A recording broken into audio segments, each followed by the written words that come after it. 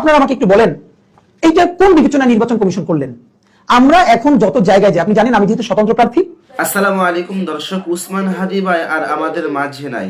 দর্শক, উসমান হাদি ভাইয়ের জন্য আমরা সকলেই দোয়া করব, আল্লাহ তাআলা যেন উসমান হাদি ভাইকে জান্নাতের সর্বোচ্চ স্থানে পৌঁছায় দেন।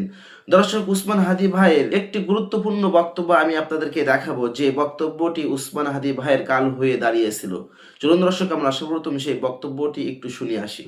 আপনারা আমাকে একটু বলেন, এইটা কোন বিবেচনা নির্বাচন কমিশন করলেন?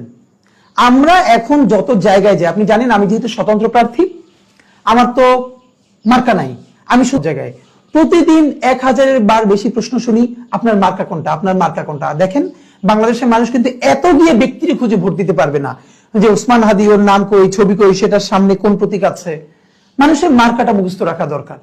তা আমরা বলি প্লিজ তফসিল আসলে তারপরে আমাদের মার্কাটা দিব, আপাতত আমরা আপনাদের কাছে আসতেছি।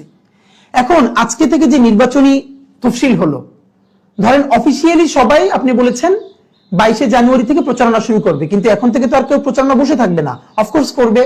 যখন ধানের শীষ, দাড়িপাল্লা, শাপলাকলি, আরো অন্যান্য যাদের প্রতীক আছে, দলীয় প্রতীক, তারা এখন তার প্রার্থীর প্রতীকটা মানুষকে মুখস্থ করাবেন। আমি এবং আমার মতো অগণিত যারা স্বতন্ত্র প্রার্থী আছেন, তারা আগামী একটা মাস মানুষের কাছে কোন প্রতীকটা নিয়ে যাবেন আমাকে বলেন। সে তার ভোটারের কাছে কোন প্রতীক বলবে? এরপর আপনারা 21শে জানুয়ারি বা 22শে জানুয়ারি যখন প্রতীক ঘোষণা করবেন, 21 জানুয়ারি, তখন নির্বাচনের বাকি থাকবে 20-25 দিন। এই 20-25 দিনে কিভাবে আমার 3.5 লক্ষ ভোটারের কাছে আমি আমার মার্কাকে পরিচিত করাবো? এর মধ্যে আমি তো গেমে এমনিতেই হেরে গেছি। কিরকম? আমার যিনি প্রতিদ্বন্দ্বী আছেন, তিনি ধারের শীষ, তিনি দাড়িপাল্লা, তিনি শাপলাকলি, এটা প্রতিদিন ব্র্যান্ডিং করতেছেন। অথচ আমি যখন যাব, সবাই বলবে এই তো ধানের শীষের প্রার্থী, এই তো দাড়িপাল্লার প্রার্থী, এই তো শাপলাকলির প্রার্থী, আপনি কোন মার্কার প্রার্থী? আমার কোনো মার্কা নাই। তাহলে আমি 1 মাস করবো কি? বাসায় ঘুমাবো? নাম্বার 2, ঠিক আছে, আমি একটা প্রার্থী, আমি একটা পছন্দসই মার্কা ঠিক করলাম, সেইটির উপরে কথা বলা শুরু করলাম। কিন্তু আপনারা যেটা করবেন, আমি যে মার্কাটা চাইবো সেই মার্কাটাই পাবো তার তো কোনো গ্যারান্টি নেই। এমনকি বাংলাদেশে যেটা করা হবে, আমার ক্ষেত্রে যেটা আমি খুব মনে করি, ধরেন আমি একটা সিগনিফিকেন্ট, আমার খুব পছন্দের একটা মার্কা সবাই মিলে ঠিক করলাম, সেটার উপর আমরা ব্র্যান্ডিং শুরু করলাম। এই ইলেকশনে বাংলাদেশে খুব একটা যেটা মজার ব্যাপার হয়, যিনি হেভিওয়েট বা খুবই শক্ত প্রার্থী থাকেন, বিভিন্ন কারণে, মাসেল পাওয়ারের দিক থেকে বলছি, সমর্থনের দিক থেকে না, তিনি 8-10 জন ডামি প্রার্থী দাঁড় করান। এই ডামি প্রার্থীদের আপনারা জানেন, প্রত্যেক প্রার্থী প্রত্যেক কেন্দ্রের প্রত্যেক বুথে একজন করে এজেন্ট দিতে পারে। একটা স্কুল যদি একটা কেন্দ্র হয়, সেই কেন্দ্রে মিনিমাম 7 থেকে 10টা বুথ থাকবে। তাহলে একটা স্কুলে যদি মিনিমাম 7টা বুথ ধরি, তাহলে প্রত্যেক বুথে প্রত্যেক মার্কার একজন করে এজেন্ট থাকবে। এবার আপনি ধরেন এখানে মার্কা আছে, আমি একটা স্কুলের একটা বুথ নিয়ে কথা বলি, একটা বুথে ধানের শীষের একজন, দাড়িপাল্লার একজন, আর আমি ধরেন স্বতন্ত্র প্রার্থী একজন।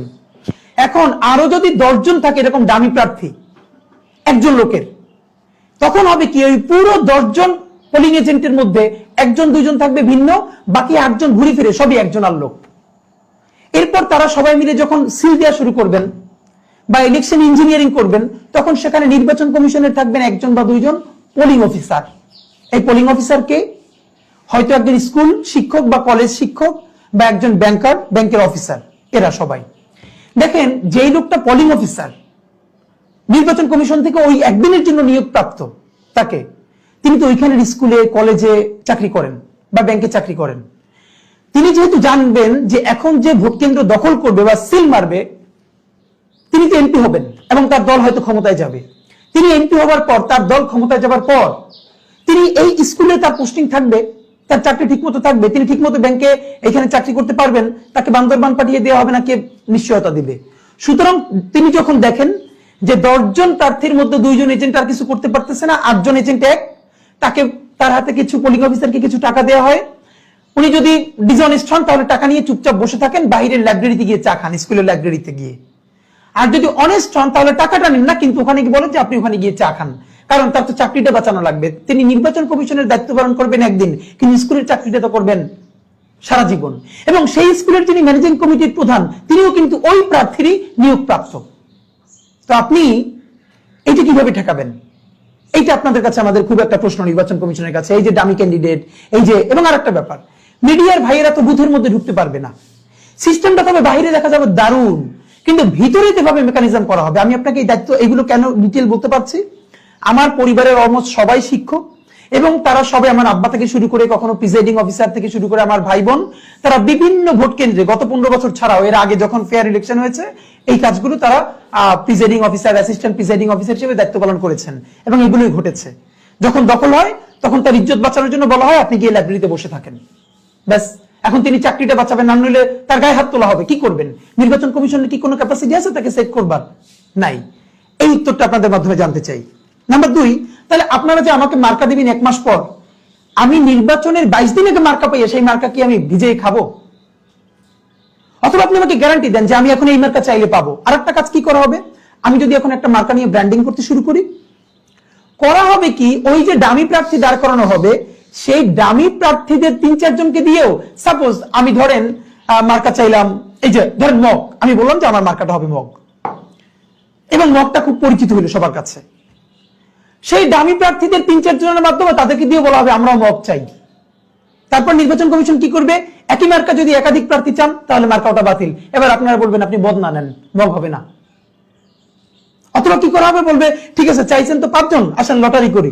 তো লটারি করে তো আমি পাবো না, বাকি কজন তো জেতার জন্য ইলেকশন করবে না, আমার আটকানোর জন্য করবে। বলেন এবার আমার সমাধান কি? মিডিয়ার যে ভাইয়েরা শুনছেন, নির্বাচন কমিশনের দায়িত্বশীল যারা শুনছেন, প্লিজ আমি একজন স্বতন্ত্র প্রার্থী হিসেবে আপনাদের মাধ্যমে জানতে চাই, আপনারা আমার ইলেকশনের 22 দিন আগে প্রতীক দিলে এটা নিয়ে আমি কি করবো কি আসলে? আশা করি এটা আপনারা সুবিবেচনা করবেন। আর একটা কি করা হয়েছে, স্বতন্ত্রদের জন্য 1% স্বাক্ষর। এটা আগেও বলেছি, আবার একটু বলে রাখি, যদি এটা হয়ে গেছে। আমার এলাকায় ধরেন 3.5 লক্ষ ভোটার, কম বেশি এখন পর্যন্ত, যেহেতু চূড়ান্ত হালনাগাদ ভোটার তালিকা প্রকাশিত হয় নাই, কম বেশি 3.5 লাখ। সেক্ষেত্রে 1% ধরেন 3.5 থেকে 4,000 ভোট আমার লাগবে, মানে স্বাক্ষর ভোটারের। প্রত্যেক স্বতন্ত্র প্রার্থীর কি লাগবে, যে তার কনস্টিটিউয়েন্সির 1%, মানে আমার জন্য 3,500 ভোটারের স্বাক্ষর লাগবে। এটা তো অত্যন্ত জুলুম, 2 কারণে।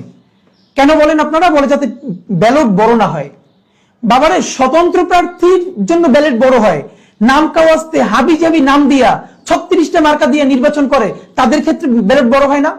এই যে আমার ক্ষেত্রে 4,000 ভোটারের স্বাক্ষর লাগবে, এমন অনেক দলের প্রার্থী তো আছে তিনি 1% ভোটই পাবেন না, তাহলে তারটা আপনি রাখবেন কেন ব্যালটে? অনেক দলের প্রার্থী আছে তিনি 1% কেন 0.5% ভোট পাবে না, তাহলে তারটা কেন থাকবে? তারটা ব্যালট বড় হয় না? আর স্বতন্ত্র প্রার্থীর কিন্তু ব্যালট বড় হয়ে যায়, এটা কোনো কথা? ব্যালট বড় হলে আপনার সমস্যা কি? এখন আমার ক্ষেত্রে সেটা প্রবলেম না, ইনশাল্লাহ আমি 3,500 হোক 4,000 হোক আমি স্বাক্ষর নিতে পারবো। কিন্তু এখানে একটা গুরুত্বপূর্ণ ইস্যু আছে, এটা আপনারা কেউ খেয়াল করছে না নির্বাচন কমিশনের। এখন পর্যন্ত আমরা স্বাক্ষর সংগ্রহের জন্য অনেক ভোটারের সাথে কথা বলেছি, তারা আমাদেরকে বলেছে ভাই আপনারে ভোট দিব, এটা ওয়াদা, বাসায় 5টা ভোট আছে 5টাই দিব, আমরা স্বাক্ষর করতে পারবো না। কারণ তাদের ভয়, আমার বিরুদ্ধে যারা লড়ছেন তারা যেহেতু অত্যন্ত পাওয়ারফুল, তারা নির্বাচনে জিতলে শুধু এমপি না মন্ত্রী হবেন, অনেক কিছু হবেন। এখন আমাকে ভোট নির্বাচন করতে দেওয়ার জন্য কারা অফিসিয়ালি স্বাক্ষর দিচ্ছেন, নির্বাচন কমিশনের কাছে তো এই 4,000 মানুষের রেকর্ড থাকবে। এই নির্বাচন কমিশন কাছ থেকে এইটা যে ফাঁস হবে না খুবই স্বাভাবিক। এখানে অনেক কর্মকর্তা আছেন, যে কেউ চাইলে এটাকে প্রকাশ করতে পারেন। তাদের আশঙ্কা হলো এই নামগুলো তাদের এক্সপোজ করা হবে কোনো না কোনো ভাবে। যদি তাদের নাম এক্সপোজ করা হয় তাহলে তারা তো বিরাট রিস্কে পড়ে যাবেন, যে ঠিক আছে তোমার বাসা শাহজাহানপুর, তোমার বাসা মতিঝিল, আমার এখানে রইছো ওসমান হাদিরে তোমরা স্বাক্ষর করছো, ঠিক আছে দেখে নিতেছি। তো নির্বাচন কমিশন কি একবারও চিন্তা করে নাই যে এই যে স্বতন্ত্র প্রার্থীরা 1% ভোট, মানে 3,500, 4,000, 5,000 মানুষের স্বাক্ষর নিবে, এই স্বাক্ষরটা যে দিবে তার প্রাইভেসি আপনি কিভাবে নিশ্চিত করবেন বলেন আমাকে? এখান থেকে যে কোনো সময়, এটা আপনি এখন না 1 বছর পর আপনি যখন নির্বাচন কমিশন থাকবেন, অন্য কেউ আসবে, তখন তো ফাঁস হতে পারে। তখন যদি এই স্বাক্ষরদাতারা কোনো ঝামেলায় পড়েন এই কারণে যে আমাকে কেন তারা সাপোর্ট করেছেন, এইটার উত্তর কি দিবেন? আশা করি আপনারা এটা নিয়ে চিন্তা করবেন প্লিজ। কেন্দ্রীয় সিসি ক্যামেরা, এই ব্যাপারে এখন পর্যন্ত আপনারা স্পষ্ট কি অবস্থা নিয়েছেন জানি না, আমি আপনাদেরকে স্পষ্ট জানিয়ে রাখি, কেন্দ্রীয় সিসি ক্যামেরা নিশ্চিত করা না হলে আমরা বৃহত্তর আন্দোলন করব, বৃহত্তর আন্দোলন। আমাদের কেন্দ্র কারা দখল করবে, কে মারতে আসছে, কে গুলি করতে আসছে, কে কেন্দ্র দখল করতে আসছে, কে কেন্দ্রের সামনে মারপিট লাগিয়ে অন্য ভোটারদেরকে আসতে ব্যাহত করছে, এটার কোনো ডকুমেন্টেশন থাকবে না। আর আপনি বলবেন 200 কোটি টাকা, 200 কোটি টাকা না 2,000 কোটি টাকাও যদি লাগে বাংলাদেশের সব থেকে শ্রেষ্ঠতম নির্বাচনকে সম্পন্ন করবার জন্য, দর্শক, উসমান হাদি ভাইয়ের হত্যার সাথে যারা জড়িত তাদেরকে দ্রুত আইনের আওতায় আনা হোক। কে কে একমত অবশ্যই কমেন্ট করে জানাবেন। আজকের ভিডিও এই পর্যন্ত। ভিডিওটি ভালো লাগলে লাইক দিবেন এবং বেশি বেশি শেয়ার করে অন্যকে দেখার সুযোগ করে দিবেন। আসসালামু আলাইকুম।